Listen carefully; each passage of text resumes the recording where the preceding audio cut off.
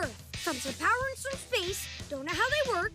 Gonna try and activate them so I can protect Earth from evil space alien things from space. Okay, let's do this.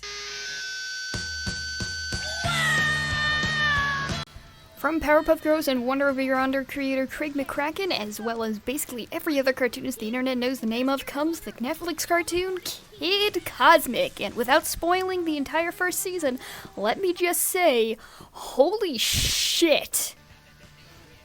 So the show revolves around a kid with a comic book special interest, aptly named Kid, who finds these cosmic stones, each containing a unique ability. Flight, portal creation, size shifting, duplication, and future vision. Being the enthusiast he is, Kid decides to assemble his own band of misfits team in order to protect their small town from various alien invaders who each seek to take the stones in order to rule over the galaxy, or something like that. Yeah, it's sort of a new character or Monster of the Week cartoon that, as it progresses, starts to reveal more and more of the overarching story, which, again, I will not spoil here, but let me just say, this might be the best executed overarching plot in a cartoon I've ever seen. Note to Infinity Train fans, I do not have HBO Max. It's also probably one of the darkest TV-wise 7 cartoons I've ever seen. Like, okay, it's not that dark, but literally characters are getting brutally murdered every episode, and there's a few, like, curse words here and there. Genuinely surprised me. I absolutely love the art direction in the show. It's got kind of a Calvin and Hobbes comic strip look, and I guess if you could compare it to anything, it would be the Loud House, though it still stands out as being very different from that style as well. It doesn't go as far with its comic book aesthetics as something like Scott Pilgrim or Spider-Verse, where there's like whooshes and panel edges everywhere, but I think that's for the better here. We're mostly kind of stuck in this small desert town with only a few locations, but they do their damnedest to make sure that each location never quite looks like the same place, even when it obviously is. Like, you look at the same spot 2 episodes in a row, they're gonna do something different. Very pretty. Very, very pretty. They play around with the lighting and the camera angles and color palettes a lot, and it really pays off. The animation's very snappy, but it can also be smooth in places where it's needed. There's some instances of CG being imposed in there as well. It all blends together really well. I'd go as far as to say you could probably put this in a theater screen and people would be alright with it. Like, this is very much theater-worthy animation to me, I think. The show was pitched less as a serialized cartoon and more kind of like a film that's separated into chapters every few minutes. Season 1's only like 10 episodes, but I admire how well paced it is. It never feels like it's going too fast or slowing down. The momentum remains very consistent throughout. There's a lot of good twists and turns that the story takes as well. Despite its otherworldly premise, it can also be very surprisingly mellow and down to earth when it needs to be. There's some genuine moments where it's very somber, and they just kind of let the atmosphere of the situation settle in. For every scene where a character's jumping off the walls or screaming in peril, there's another where they'll just, like, chill out for a moment. It's very nice, kind of a comforting show almost.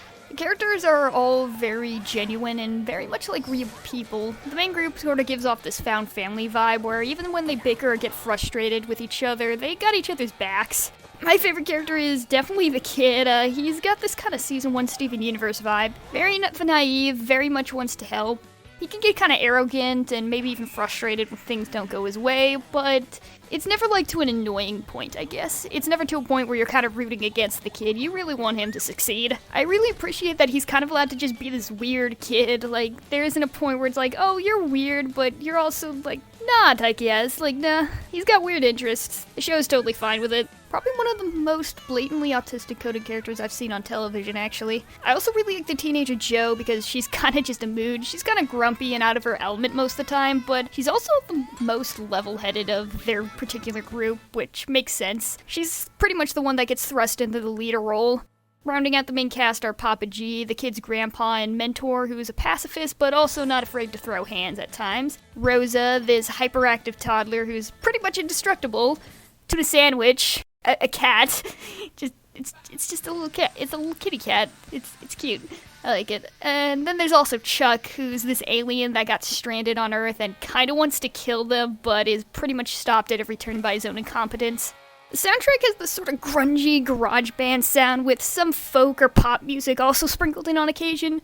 It's written by Andy Bean, who also did a lot of the soundtrack for Wonder Over Yonder, and it's very fitting to the location, I think. All the music's got this kind of layer of fuzz on it too, almost like radio static, or like the kind you'd hear on an old recording set.